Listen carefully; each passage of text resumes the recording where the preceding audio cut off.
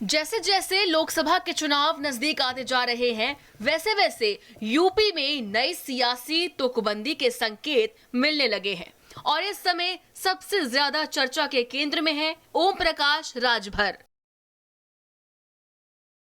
गुरुवार को खबर आई कि ओपी राजभर ने वाराणसी में बंद कमरे में मुख्यमंत्री योगी आदित्यनाथ के साथ करीब 25 मिनट तक सियासी गुफ्तगू की और इसकी पुष्टि खुद ओपी राजभर के बेटे अरुण राजभर ने की।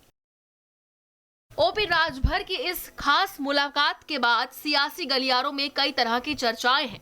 ओपी राजभर कभी मायावती की तारीफ करते हैं तो कभी बीजेपी के नेताओं से मुलाकात करके घर वापसी का संकेत देते हैं और कभी पूरे विपक्ष के एकजुट होने पर खुद सबसे पहले पहुंचने की बात करते हैं।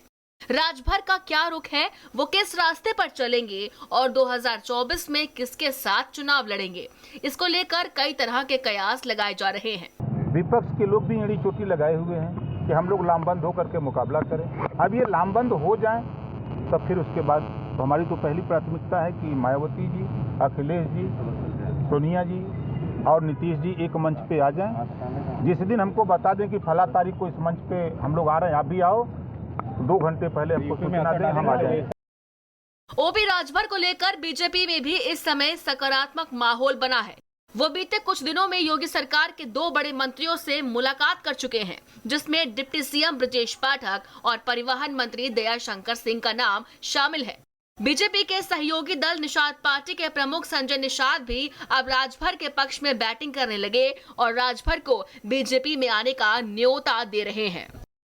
इसके बारे में कुछ नहीं कहा जा सकता है, ये तो सब पार्टी के लेवल पर चर्चा होती है, लेकिन ओम प्रकाश राजभर जी पहले भी भारतीय जनता पार्टी के साथ रह चुके हैं, मंत्रिमंडल में भी रह चुके हैं और राजनीति में संभावनाओं को कभी नकारा नहीं जा सकता। हम तो सदैव कहते हैं कि कहीं और जाते हैं तो उनका बेमेल गठबंधन होता है, भाजपा के साथ रहेंगे तो उनका मेल का गठबंधन है। इससे पहले भी माननीय ओम प्रकाश राजभर हमारे बीजेपी के साथ थे, मैं उन्हें बधाई दूंगा, अगर आते हैं तो स्वागत है। अब मुख्यमंत्री हैं, उनसे कोई भी मिल सकता है, वो एक आदमी के मुख्यमंत्री थोड़ी हैं, प्रदेश के सभी लोगों के मुख्यमंत्री और तेजस्वी मुख्यमंत्री हैं और जनता ने उन्हें दोबारा गद्दी पर दिया, तो ऐसे ओम प्रकाश राजभर जी आते हैं तो स्वागत है। लेकिन अब भरोसे पर उतरना, खरा उतरना उनका काम है, अगर आते हैं तो हमारे इसे हम सौभाग्य अच्छा है, धन्यवाद देते हैं कि कम से कम हमारी भारतीय जनता पार्टी की जो विचारधारा थी उससे उन्होंने पहले भी सहमत थे। पूर्वांचल में ओपी राजभर की काफी अच्छी पकड़ है और ये सभी दलों को पता है। शायद यही वजह है कि बीजेपी एक बार फिर से ओपी राजभर को अपने साथ लाना चाहती है। पूर्वांचल के कई जिलों में अच्छी पकड़ है, 10 से ज्यादा जिलों में मजबूत संगठन है। विधानसभा चुनाव में 6 सीटें जीती थी। राजभर समुदाय में अच्छी छवि बनी है। कई सीटों पर चुनाव प्रभावित करते हैं राजभर।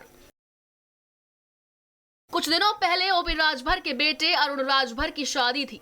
बीजेपी समेत सभी मुख्य विपक्षी पार्टियों को न्योता भेजा गया। पीएम मोदी ने राजभर को बधाई संदेश भिजवाया था और अब सीएम योगी से मुलाकात के बाद कई सियासी मायने निकाले जा रहे हैं। लोकसभा चुनाव को लेकर माहौल बनने लगा है और यूपी की सियासत में राजभर के फैसले का अब सबको इंतजार है।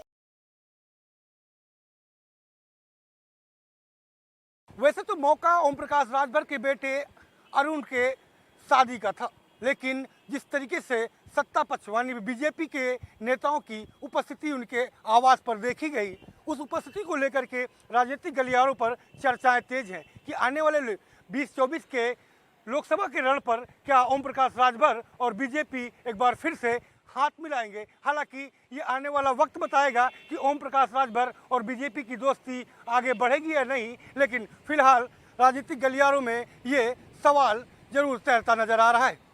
कैमरा पर्सन अमरीश के साथ संजय चौहान, भारत समाचार, लखनऊ।